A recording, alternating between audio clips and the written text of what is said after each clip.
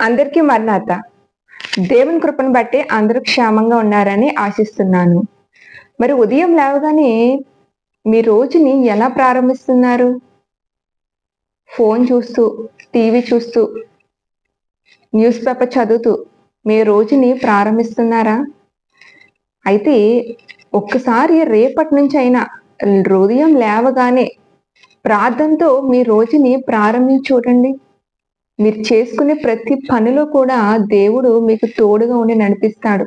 అదొక చదువు విషయంలో కావచ్చు, ఉద్యోగం విషయంలో కావచ్చు, వ్యాపార విషయంలో కావచ్చు, ఇంట్లో చేసుకునే పనుల విషయంలో కావచ్చు, లేదా ఏదైనా పని మీద మనం బయటకు వెళ్ళినప్పుడు కావచ్చు. మనం ప్రార్థన చేసుకుని మన రోజు ప్రారంభించినట్లయితే ఆ రోజంతా కూడా ఒక తెలియని శక్తి, ఒక తెలియని బలము దేవుడు మనకు దయచేస్తాడు. ఏదైనా ఆపద ఒకవేళ ఏదైనా ఆపద వస్తున్నట్లయితే ఆ ఆపద నుంచి దేవుడు తప్పిస్తాడు. కాబట్టి ఉదయం లేవగానే ప్రార్థనతో మన రోజు ప్రారంభించే అలవాటు మనందరికీ ఉండాలండి. యేసుక్రీస్తు ప్రభువారు కూడా ఈ లోకంలో జీవించినప్పుడు ఉదయం లేవగానే ఆయన ప్రార్థనతో రోజును ప్రారంభించేవారు. ఇంకా చీకటి ఉన్నప్పుడే కొండ మీదకు వెళ్ళి తండ్రితో సహవాసం చేసేవాడు. తర్వాత ఆయన దినచర్య అంతా కూడా ప్రారంభించేవారు. ఈరోజు ఈ మాటలు వింటే నీ జీవితంలో కూడా ఉదయం లేవగానే మోకరించి ప్రార్థన ద్వారా నీ రోజును ప్రారంభించుడు. ఖచ్చితంగా దేవుడి యొక్క శక్తి ఏంటో నువ్వే చూస్తావు.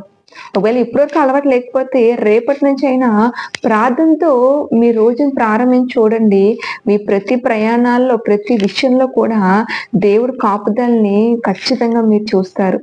మరి ఈ రోజు దేవుడు నిన్ను నన్ను బలపరచబోతున్న వాగ్దానం సంఖ్యాకాండము 14వ అధ్యాయం 8వ వచనం. యెహోవా మన యందు ఆనందించిన ఎడల ఆ దేశంలో మనల్ని చేర్చు దానిని మనకిచ్చెను. అది పాలు తేనెలు ప్రవహించు దేశము. ఆమె ఈరోజు నువ్వేదైనా ఆశిస్తున్నావా? నీ జీవితంలో నువ్వు ఆశించింది దొరుకుతుందో లేదో అని ఆలోచిస్తూ ఈ మాటలు వింటున్నావా? ఖచ్చితంగా నీ జీవితంలో ఏదైనా ఆశ నువ్వు పడినట్లయితే ఖచ్చితంగా నీకు అది దొరుకుతుంది.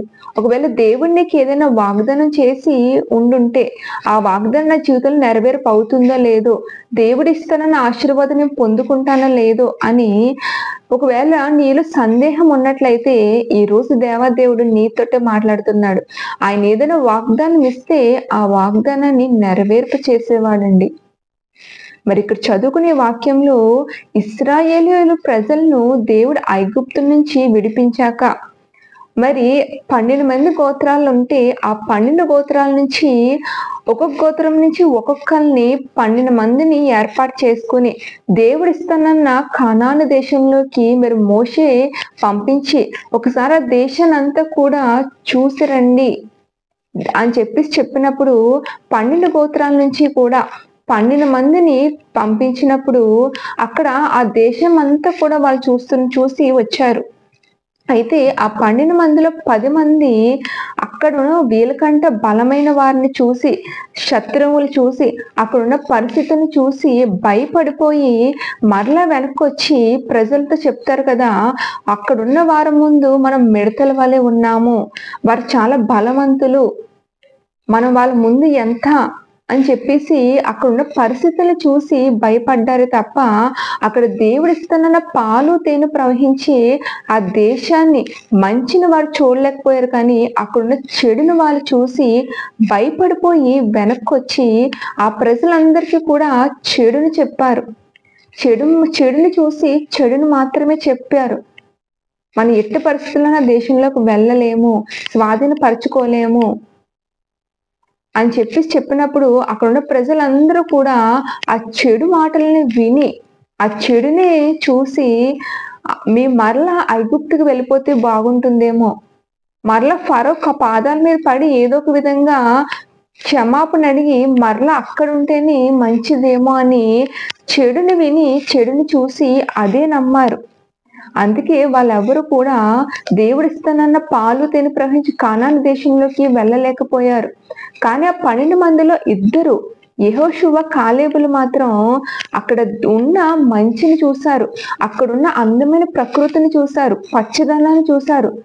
మరి వాళ్ళిద్దరూ అంటారు కదా, నిజమే, అక్కడున్న శత్రువులు, అక్కడున్న పరిస్థితులు అన్ని చూస్తే వాళ్ళ ముందు మనం మిడతల వంటి వారమే.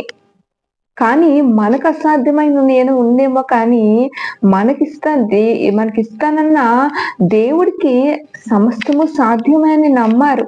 వాళ్ళిద్దరూ భయపడలేదు. ఖచ్చితంగా దేవుడు ఆ పాలు తేనె ప్రవహించే దేశాన్ని మనకిస్తాడు అని విశ్వాసంతో నమ్మారు, భయపడలేదు.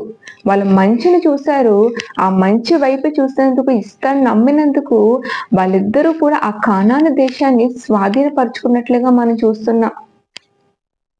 మరి ఈ రోజు ఈ మాటలు అంటే నీ జీవితంలో కూడా ఒకవేళ దేవుడు నీకు ఇస్తున్న వాగ్దానాన్ని నమ్మలేకపోతున్నావేమో, ఏదైనా చెడు చూసి చెడు మాటలు విని, అమ్మో నా జీవితంలో ఇంక కార్యం జరగదేమో, నేను ఇంక సాధించలేనేమో, నేను ఇంక ఇది పొందుకోలేనేమో, నేను ఈ జాబ్ కొట్టలేనేమో, నేను ఇంక ఈ వ్యాపారంలో సక్సెస్ అవ్వలేనేమో, నేను పలానా ఊరికి ట్రాన్స్ఫర్ అవ్వలేనేమో, లేదా నాకు ఇంక వివాహం అవ్వదేమో, నాకు గర్భఫలం రాదేమో, ఇంకా దేవుడు నాకు ఇస్తానని ఈ వాగ్దానము సంవత్సరం అవుతుంది, 2 సంవత్సరాలు అవుతుంది, ఇంక ఈ వాగ్దానాన్ని నా జీవితం నెరవేర్పు అవ్వదేమో, దేవుడు ఆశీర్వాదాన్ని పొందుకోలేనేమో అని ఒకవేళ చెడు వైపే నువ్వు చూస్తున్నావేమో, చెడు వైపే నువ్వు చూసి భయపడుతున్నావేమో, చెడు మాటలను విని దేవుళ్ళో వెనకడుగు వేసి వ్యక్తిరాలుగా నువ్వు ఉన్నావేమో.